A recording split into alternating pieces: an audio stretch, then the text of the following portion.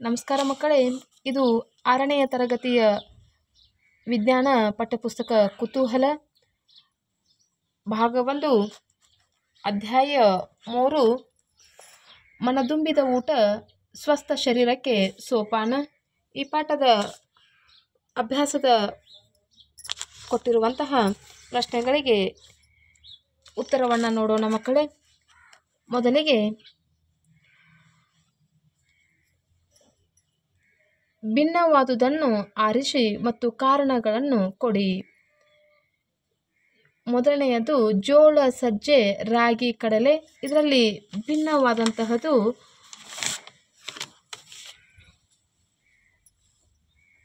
ಕಡಲೆಯಾಗಿದೆ ಮಕ್ಕಳೇ. ಏಕೆಂದರೆ ಇದರಲ್ಲಿ ಕಡಲೆ ಸಿರಿಧಾನ್ಯವಲ್ಲ, ಜೋಳ, ಸಜ್ಜೆ, ರಾಗಿ ಇವೆಲ್ಲವೂ ಸಹ ಸಿರಿಧಾನ್ಯಗಳಾಗಿವೆ. ಎರಡನೆಯದು ರಾಜ್ಮಾ, ಹೆಸರು ಕಾಳು, ಸೋಯಾಬೀನ್, ಅಕ್ಕಿ.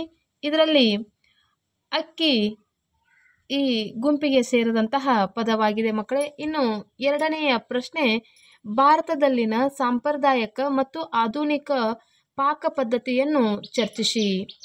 ಉತ್ತರ: ಭಾರತದಲ್ಲಿನ ಸಾಂಪ್ರದಾಯಿಕವಾಗಿ ಬಹುತೇಕವಾಗಿ ಅಡುಗೆಯನ್ನು ಸಾಂಪ್ರದಾಯಿಕ ಸೌದೆ ಒಲೆ ಬಳಸಿ ಮಾಡಲಾಗುತ್ತಿತ್ತು. ಇತ್ತೀಚಿನ ದಿನಗಳಲ್ಲಿ ನಮ್ಮಲ್ಲಿ ಹೆಚ್ಚಿನವರು ಆಧುನಿಕ ಒಲೆ ಬಳಸಿ ಅಡುಗೆ ಮಾಡುತ್ತಾರೆ. ಈ ಮೊದಲು ಬಹುತೇಕ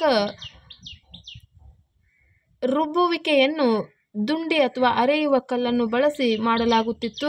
ಇತ್ತೀಚಿನ ದಿನಗಳಲ್ಲಿ ಸುಲಭ ರುಬ್ಬುವಿಕೆಗಾಗಿ ನಾವು ಮಿಕ್ಸರ್, ವಿದ್ಯುತ್ ಗ್ರೈಂಡರ್ ಅನ್ನು ಬಳಸುತ್ತಿದ್ದೇವೆ. ಈ ಬದಲಾವಣೆಗಳು ತಾಂತ್ರಿಕ ಅಭಿವೃದ್ಧಿ, ಸುಧಾರಿತ ಸಾರಿಗೆ ಮತ್ತು ಸಂವಹನದಂತಹ ಅಂಶಗಳಾಗಿರಬಹುದು. ಇನ್ನು ಮೂರನೆಯ ಪ್ರಶ್ನೆ, ಉತ್ತಮ ಆಹಾರವು ಔಷಧಿಗಾಗಿ ಕಾರ್ಯನಿರ್ವಹಿಸಬಹುದು ಎಂದು ಶಿಕ್ಷಕರು ಹೇಳುತ್ತಾರೆ. ರವಿ ಈ ಹೇಳಿಕೆಯ ಬಗ್ಗೆ ಕುತೂಹಲ ಹೊಂದಿದ್ದಾನೆ ಮತ್ತು ಶಿಕ್ಷಕರನ್ನು ಕೇಳಲು ಅವನಲ್ಲಿ ಕೆಲವು ಪ್ರಶ್ನೆಗಳಿವೆ. ಅವನು ಕೇಳಬಹುದಾದ ಕನಿಷ್ಠ 2 ಪ್ರಶ್ನೆಗಳನ್ನು ಪಟ್ಟಿ ಮಾಡಿ. ಉತ್ತರ: ಉತ್ತಮ ಆಹಾರದಿಂದ ಯಾವ ಯಾವ ಕಾಯಿಲೆಗಳು ಬರದ ಹಾಗೆ ತಡೆಗಟ್ಟಬಹುದು ಸರ್? ಎರಡನೆಯ ಪ್ರಶ್ನೆ, ನೆಗಡಿ ಮತ್ತು ಕೆಮ್ಮಿಗೆ ಔಷಧಿಯಾಗಿ ಯಾವ ಆಹಾರವನ್ನು ಸೇವಿಸಬಹುದು ಸರ್? ಇವೆರಡು ಪ್ರಶ್ನೆಗಳು ಶಿಕ್ಷಕರಲ್ಲಿ ವಿದ್ಯಾರ್ಥಿಯು ಕೇಳಬಹುದಾದಂತಹ ಪ್ರಶ್ನೆಗಳಾಗಿವೆ. ಇನ್ನು 4ನೆಯ ಪ್ರಶ್ನೆ, ಎಲ್ಲ ರುಚಿಕರವಾದ ಆಹಾರಗಳು ಆರೋಗ್ಯಕರವಲ್ಲ, ಅಂತೆಯೇ ಎಲ್ಲ ಪೌಷ್ಟಿಕ ಆಹಾರಗಳು ಯಾವಾಗಲೂ ಆನಂದದಾಯಕವಲ್ಲ. ಕೆಲವು ಉದಾಹರಣೆಗಳೊಂದಿಗೆ ನಿಮ್ಮ ಆಲೋಚನೆಗಳನ್ನು ಹಂಚಿಕೊಳ್ಳಿ. ಉತ್ತರ: ಫಾಸ್ಟ್ ಫುಡ್ಗಳಾದ ಗೋಬಿ ಮಂಚೂರಿ, ಪಾನಿಪುರಿ, ಪಿಜ್ಜಾ, ಬರ್ಗರ್ ಮುಂತಾದವು ಬಾಯಿಗೆ ರುಚಿಯೇ ಹೊರತು ಇವು ಆರೋಗ್ಯವನ್ನು ಕೆಡಿಸುತ್ತವೆ, ಜೊತೆಗೆ ಹೊಟ್ಟೆಯೂ ತುಂಬುವುದಿಲ್ಲ. ಆದರೆ ಪೌಷ್ಟಿಕ ಆಹಾರಗಳು ಹೊಟ್ಟೆಯನ್ನು ತುಂಬಿಸುತ್ತದೆ, ಜೊತೆಗೆ ನಮ್ಮ ದೇಹಕ್ಕೆ ಬೇಕಾದ ಪೋಷಕಾಂಶಗಳನ್ನು ಒದಗಿಸುತ್ತವೆ. ಉತ್ತಮ ಆಹಾರವಾದ ತರಕಾರಿಗಳು, ಉದಾಹರಣೆಗೆ ಹಾಗಲಕಾಯಿ, ಬಹಳಷ್ಟು ಜನರಿಗೆ ಅದರ ರುಚಿ ಸಹಿಸುವುದಿಲ್ಲ ಅಥವಾ ಹಿಡಿಸುವುದಿಲ್ಲ. ಆದರೆ ಅದನ್ನು ತಿನ್ನುವುದರಿಂದ ಬಹಳಷ್ಟು ಆರೋಗ್ಯದ ಸಮಸ್ಯೆಗಳು ದೂರಾಗುತ್ತವೆ. ಇನ್ನು ಪ್ರಶ್ನೆ ಸಂಖ್ಯೆ 5, ಮೆದು ತರಕಾರಿಗಳನ್ನು ಸೇವಿಸುವುದಿಲ್ಲ, ಆದರೆ ಬಿಸ್ಕತ್ತು, ನೂಡಲ್ಸ್ ಮತ್ತು ಬಿಳಿ ಬ್ರೆಡ್ ಅನ್ನು ಆಸ್ವಾದಿಸುತ್ತಾನೆ. ಅವನಿಗೆ ಆಗಾಗ್ಗೆ ಹೊಟ್ಟೆ ನೋವು ಮತ್ತು ಮಲಬದ್ಧತೆ ಉಂಟಾಗುತ್ತದೆ. ಈ ಸಮಸ್ಯೆಗಳನ್ನು ನಿವಾರಿಸಲು ಅವನು ತನ್ನ ಆಹಾರದಲ್ಲಿ ಯಾವ ಬದಲಾವಣೆಗಳನ್ನು ಮಾಡಬೇಕು? ನಿಮ್ಮ ಉತ್ತರವನ್ನು ವಿವರಿಸಿ.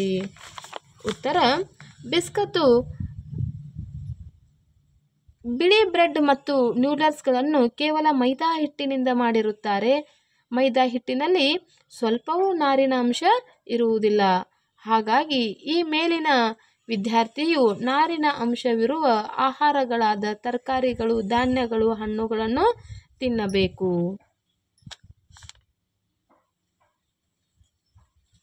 ಇನ್ನು 6ನೆಯ ಪ್ರಶ್ನೆ, ಮಂದ ಬೆಳಕಿನಲ್ಲಿ ವಸ್ತುಗಳನ್ನು ನೋಡಲು ರೇಷ್ಮೆಗೆ ತೊಂದರೆಯಾಯಿತು. ವೈದ್ಯರು ಅವಳ ದೃಷ್ಟಿಯನ್ನು ಪರೀಕ್ಷಿಸಿದರು ಮತ್ತು ನಿರ್ದಿಷ್ಟ ಜೀವಸತ್ವ ಪೂರಕವನ್ನು ಸೂಚಿಸಿದರು. ಅವಳ ದೈನಂದಿನ ಆಹಾರದಲ್ಲಿ ಕೆಲವು ಆಹಾರ ಪದಾರ್ಥಗಳನ್ನು ಸೇರಿಸುವಂತೆ ಅವರು ಸಲಹೆ ನೀಡಿದರು. ಅದರಿಗೆ ಮೊದಲನೆಯದಾಗಿ ಅವಳು ಯಾವ ನ್ಯೂನತ ಕಾಯಿಲೆಯಿಂದ ಬಳಲುತ್ತಿದ್ದಾಳೆ? ಉತ್ತರ, ಅವಳು ರಾತ್ರಿ ಕುರುಡುತನ ರೋಗದಿಂದ ನರಳುತ್ತಿದ್ದಾಳೆ. ಇನ್ನು ಎರಡನೆಯ ಪ್ರಶ್ನೆ, ಅವಳ ದೈನಂದಿನ ಆಹಾರದಲ್ಲಿ ಯಾವ ಪೋಷಕಾಂಶದ ಕೊರತೆ ಇರಬಹುದು? ಉತ್ತರ, ಅವಳ ದೈನಂದಿನ ಆಹಾರದಲ್ಲಿ ವಿಟಮಿನ್ ಎ ಕೊರತೆ ಇದೆ. ಏಕೆಂದರೆ ವಿಟಮಿನ್ ಎ ಅದು ಇರುಳುಗುರುಡುತನ ಅಥವಾ ರಾತ್ರಿ ಕುರುಡನ್ನು ಕಡಿಮೆ ಮಾಡುವಂತಹ ವಿಟಮಿನ್ ಎ ಆಹಾರದಲ್ಲಿ ದೊರೆಯುವುದನ್ನು ನಾವು ನೋಡಬಹುದು ಮಕ್ಕಳೇ. ಇನ್ನು ಮೂರನೆಯದಾಗಿ ಈ ಸಮಸ್ಯೆಯನ್ನು ನಿವಾರಿಸಲು ಅವಳು ತನ್ನ ದೈನಂದಿನ ಆಹಾರದಲ್ಲಿ ಸೇರಿಸಲೇಬೇಕಾದ ಕೆಲವು ಆಹಾರ ಪದಾರ್ಥಗಳನ್ನು ಸೂಚಿಸಿ. ಅದರಲ್ಲಿ ಯಾವುದಾದರೂ 4 ಅಂತ ಕೊಟ್ಟಿದ್ದಾರೆ ಮಕ್ಕಳೇ. ನಾವು ಪಪಾಯಿ, ಕ್ಯಾರೆಟ್, ಮಾವು, ಹಾಲು ಇವು ವಿಟಮಿನ್ ಎ ಹೆಚ್ಚಾಗಿರುವಂಥ ಆಹಾರಗಳಾಗಿವೆ. ಆದ್ದರಿಂದ ಈ 4 ಪದಾರ್ಥಗಳನ್ನು ಸೇವಿಸುವುದರಿಂದ ಆಕೆಯ ಆಹಾರ ಸಮಸ್ಯೆಯನ್ನು ನಿವಾರಿಸಲು ಪರಿಹರಿಸಬಹುದು. ಇನ್ನು 7ನೆಯ ಪ್ರಶ್ನೆ, ನಿಮಗೆ ಈ ಕೆಳಗಿನವುಗಳನ್ನು ಒದಗಿಸಲಾಗಿದೆ. 1 ಸಂಸ್ಕರಿಸಿದ ಹಣ್ಣಿನ ರಸ, 2 ತಾಜಾ ಹಣ್ಣಿನ ರಸ, 3 ತಾಜಾ ಹಣ್ಣು. ಇವುಗಳಲ್ಲಿ ನೀವು ಯಾವುದಕ್ಕೆ ಆದ್ಯತೆ ನೀಡುವಿರಿ ಮತ್ತು ಏಕೆ? ಉತ್ತರ, 3ನೆಯ ಕ್ರಮ ಸಂಖ್ಯೆಯಲ್ಲಿನ ತಾಜಾ ಹಣ್ಣಿಗೆ ನಾನು ಆದ್ಯತೆಯನ್ನು ನೀಡುತ್ತೇನೆ. ಏಕೆಂದರೆ ತಾಜಾ ಹಣ್ಣಿನಲ್ಲಿ ನಾರಿನ ಅಂಶದ ಜೊತೆಗೆ ಇತರ ಎಲ್ಲ ನೈಸರ್ಗಿಕ ಪೋಷಕಾಂಶಗಳು ಕೂಡಿರುತ್ತವೆ. ತಾಜಾ ಹಣ್ಣನ್ನು ಹಣ್ಣಿನ ರಸ ಮಾಡಿದಾಗ ಅದರಲ್ಲಿನ ಸಾಕಷ್ಟು ಪೋಷಕಾಂಶಗಳು ಕಳೆದು ಹೋಗುವ ಸಾಧ್ಯತೆ ಇರುತ್ತದೆ. ಆದ್ದರಿಂದ ನಾನು ಆಯ್ಕೆ ಮಾಡುವಂತಹ ಹಣ್ಣು 3ನೆಯ ಆಯ್ಕೆಯಾದಂಥ ತಾಜಾ ಹಣ್ಣಾಗಿದೆ. ಇನ್ನು ಗೌರವ್ ಅವರ ಕಾಲಿನ ಮೂಳೆ ಮುರಿತವಾಗಿದೆ. ಅವರ ವೈದ್ಯರು ಮೂಳೆಗಳನ್ನು ಜೋಡಿಸಿ ಪ್ಲಾಸ್ಟರ್ ಹಾಕಿದರು. ವೈದ್ಯರು ಅವರಿಗೆ ಕ್ಯಾಲ್ಸಿಯಂ ಮಾತ್ರೆಗಳನ್ನು ಸಹ ನೀಡಿದರು. 2ನೆಯ ಭೇಟಿಯಲ್ಲಿ ವೈದ್ಯರು ಕ್ಯಾಲ್ಸಿಯಂ ಮಾತ್ರೆಗಳೊಂದಿಗೆ ಜೀವಸತ್ವ ಡಿ ಸಿರಪ್ ನೀಡಿದರು. ಚಿತ್ರ 3.5 ನೋಡಿ ಈ ಕೆಳಗಿನ ಪ್ರಶ್ನೆಗಳಿಗೆ ಉತ್ತರಿಸಿ ಅಂತ ಇದೆ ಮಕ್ಕಳೇ. ಇಲ್ಲಿ ನಾವು ಉತ್ತರವನ್ನು ನೋಡೋಣ. ಏಕೆಂದರೆ ಕ್ಯಾಲ್ಸಿಯಂ ಖನಿಜವು ನಮ್ಮ ದೇಹದಲ್ಲಿನ ಮೂಳೆಗಳು ಮತ್ತು ಹಲ್ಲುಗಳನ್ನು ಆರೋಗ್ಯವಾಗಿಡಲು ಸಹಾಯ ಮಾಡುತ್ತದೆ ಮತ್ತು ಮೂಳೆಗಳು ಗಟ್ಟಿಯಾಗಲು, ಹೊಸದಾಗಿ ಮೂಳೆಗಳು ಬೆಳೆಯಲು ಕ್ಯಾಲ್ಸಿಯಂ ಬೇಕೇ ಬೇಕು. ಇದು ಈ ವೈದ್ಯರು ಗೌರವ್ಗೆ ಕ್ಯಾಲ್ಸಿಯಂ ಮಾತ್ರೆಗಳನ್ನು ಏಕೆ ಕೊಟ್ಟರು ಎಂಬುದಕ್ಕೆ ಉತ್ತರವಾಗಿದೆ ಮಕ್ಕಳೇ. ಅದು ಕ್ಯಾಲ್ಸಿಯಂ ಖನಿಜವು ನಮ್ಮ ದೇಹದಲ್ಲಿನ ಮೂಳೆಗಳು ಮತ್ತು ಹಲ್ಲುಗಳನ್ನು ಆರೋಗ್ಯವಾಗಿಡಲು ಸಹಾಯ ಮಾಡುತ್ತದೆ ಮತ್ತು ಮೂಳೆಗಳು ಗಟ್ಟಿಯಾಗಲು, ಹೊಸದಾಗಿ ಮೂಳೆಗಳು ಬೆಳೆಯಲು ಕ್ಯಾಲ್ಸಿಯಂ ಬೇಕೇ ಬೇಕಾಗಿದೆ.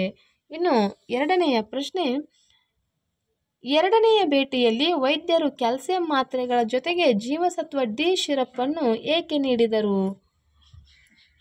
ಏಕೆಂದರೆ ಮೂಳೆ ಮತ್ತು ಹಲ್ಲುಗಳ ಆರೋಗ್ಯಕ್ಕೆ ಕ್ಯಾಲ್ಸಿಯಂ ಅನ್ನು ಹೀರಿಕೊಳ್ಳಲು ಜೀವಸತ್ವ ಡಿ ದೇಹಕ್ಕೆ ಸಹಾಯ ಮಾಡುತ್ತದೆ.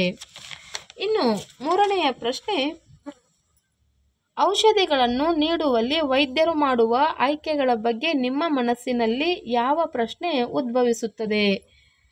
ಉತ್ತರ, ವೈದ್ಯರು ನೀಡುವ ಔಷಧಿಗಳು ನಮ್ಮ ದೇಹದಲ್ಲಿ ಕೊರತೆಯಾದ ಪೋಷಕಾಂಶಗಳ ಬಗೆಗಿನ ಕೊಡುತ್ತಾರಲ್ಲವೇ ಎಂಬ ಪ್ರಶ್ನೆ ಮೂಡುತ್ತದೆ. ಇನ್ನು 9ನೆಯ ಪ್ರಶ್ನೆ, ಸಕ್ಕರೆ ಕಾರ್ಬೋಹೈಡ್ರೇಟ್ಗಳಿಗೆ ಒಂದು ಉದಾಹರಣೆಯಾಗಿದೆ. ಸಕ್ಕರೆಯನ್ನು ಅಯೋಡಿನ್ ದ್ರಾವಣದಿಂದ ಪರೀಕ್ಷಿಸಲಾಗುತ್ತದೆ, ಆದರೆ ಅದು ನೀಲಿ ಕಪ್ಪು ಬಣ್ಣಕ್ಕೆ ಬದಲಾಗುವುದಿಲ್ಲ. ಇದಕ್ಕೆ ಸಂಭಾವ್ಯ ಕಾರಣವೇನಿರಬಹುದು? ಉತ್ತರ, ಸಕ್ಕರೆಯು ಸರಳ ಕಾರ್ಬೋಹೈಡ್ರೇಟ್ ಆಗಿದ್ದು ಅದರಲ್ಲಿ ಪಿಷ್ಟವಿರುವುದಿಲ್ಲ.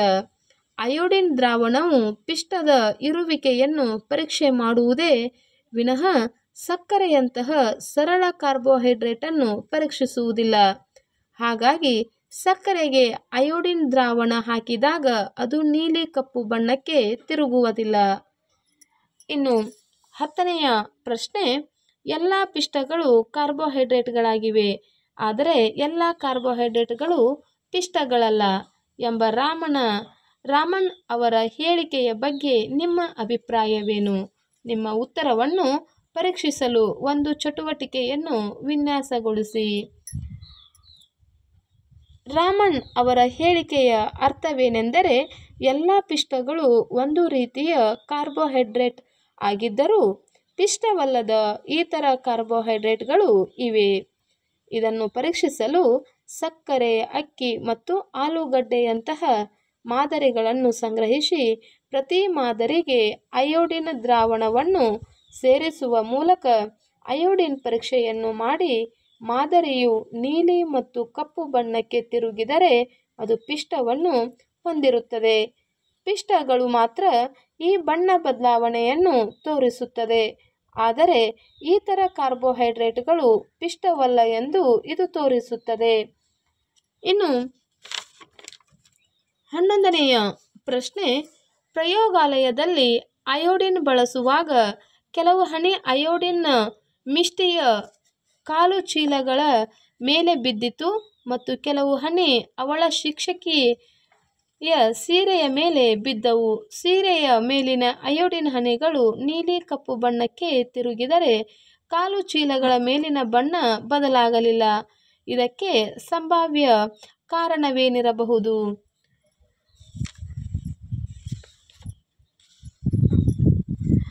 ಮಿಷ್ಟಿಯ ಶಿಕ್ಷಕಿಯ ಸೀರೆಯಲ್ಲಿ ಪಿಷ್ಟವಿದ್ದು ಅದನ್ನು ಬಟ್ಟೆಯ ತಯಾರಿಕೆಯ ಪ್ರಕ್ರಿಯೆಯಲ್ಲಿ ಬಳಸಲಾಗುತ್ತಿರಬಹುದು. ಪಿಷ್ಟವು ಅಯೋಡಿನ್ನೊಂದಿಗೆ ಪ್ರತಿಕ್ರಿಯಿಸಿ ನೀಲಿ ಕಪ್ಪು ಬಣ್ಣವನ್ನು ಉತ್ಪಾದಿಸುತ್ತದೆ. ಮತ್ತೊಂದೆಡೆ ಮಿಷ್ಟಿಯ ಸಾಕ್ಸುಗಳಲ್ಲಿ ಪಿಷ್ಟ ಇರುವುದಿಲ್ಲ, ಆದ್ದರಿಂದ ಅವುಗಳ ಮೇಲೆ ಬಿದ್ದ ಅಯೋಡಿನ್ ಹನಿಗಳ ಬಣ್ಣ ಬದಲಾವಣೆಯಾಗುವುದಿಲ್ಲ. ಇನ್ನು ಪ್ರಶ್ನೆ ಸಂಖ್ಯೆ 12, ಸಿರಿಧಾನ್ಯಗಳನ್ನು ಆರೋಗ್ಯಕರ ಆಹಾರದ ಆಯ್ಕೆ ಎಂದು ಏಕೆ ಪರಿಗಣಿಸಲಾಗುತ್ತದೆ? ದೇಹದ ಪೋಷಕಾಂಶದ ಅವಶ್ಯಕತೆಗಳಿಗೆ ಕೇವಲ ಸಿರಿಧಾನ್ಯಗಳನ್ನು ಸೇವಿಸುವುದು ಸಾಕಾಗುತ್ತದೆಯೇ? ಚರ್ಚಿಸಿ. ಉತ್ತರ, ಸಿರಿಧಾನ್ಯಗಳು ಆರೋಗ್ಯಕರ ಆಹಾರದ ಆಯ್ಕೆ ಎಂದು ಪರಿಗಣಿಸಲಾಗಿದೆ, ಏಕೆಂದರೆ ಅವು ಜೀವಸತ್ವಗಳು, ಕಬ್ಬಿಣ ಮತ್ತು ಕ್ಯಾಲ್ಸಿಯಂನಂತಹ ಖನಿಜಗಳು ಮತ್ತು ನಾರು ಪದಾರ್ಥಗಳಿಂದ ಸಮೃದ್ಧವಾಗಿರುವ ಹೆಚ್ಚು ಪೌಷ್ಟಿಕ ಧಾನ್ಯಗಳಾಗಿವೆ. ನಮ್ಮ ದೇಹದ ಸಾಮಾನ್ಯ ಕಾರ್ಯನಿರ್ವಹಣೆಗೆ ಅಗತ್ಯವಾದ ಸಂತುಲಿತ ಆಹಾರಕ್ಕೆ ಅವು ಗಮನಾರ್ಹ ಕೊಡುಗೆ ನೀಡುತ್ತವೆ. ಆದಾಗ್ಯೂ ಸಂತುಲಿತ ಆಹಾರಕ್ಕೆ ಪ್ರೋಟೀನ್ಗಳು, ಕೊಬ್ಬುಗಳು, ಜೀವಸತ್ವಗಳು ಮತ್ತು ಖನಿಜಗಳಂತಹ ಎಲ್ಲ ಅಗತ್ಯ ಪೋಷಕಾಂಶಗಳನ್ನು ಒದಗಿಸಲು ವಿವಿಧ ರೀತಿಯ ಆಹಾರಗಳು ಬೇಕಾಗುವುದರಿಂದ ಸಿರಿಧಾನ್ಯಗಳನ್ನು ಮಾತ್ರ ತಿನ್ನುವುದು ದೇಹದ ಪೌಷ್ಟಿಕಾಂಶದ ಅವಶ್ಯಕತೆಗಳನ್ನು ಪೂರೈಸಲು ಸಾಕಾಗುವುದಿಲ್ಲ. ಇನ್ನು 13ನೆಯ ಪ್ರಶ್ನೆ, ನಿಮಗೆ ಒಂದು ದ್ರಾವಣದ ಮಾದರಿಯನ್ನು ನೀಡಿದೆ, ಇದು ಅಯೋಡಿನ್ ದ್ರಾವಣವಾಗಿರುವ ಸಾಧ್ಯತೆಯನ್ನು ನೀವು ಹೇಗೆ ಪರೀಕ್ಷಿಸುವಿರಿ? ಉತ್ತರವನ್ನು ನೋಡೋಣ ಮಕ್ಕಳೇ.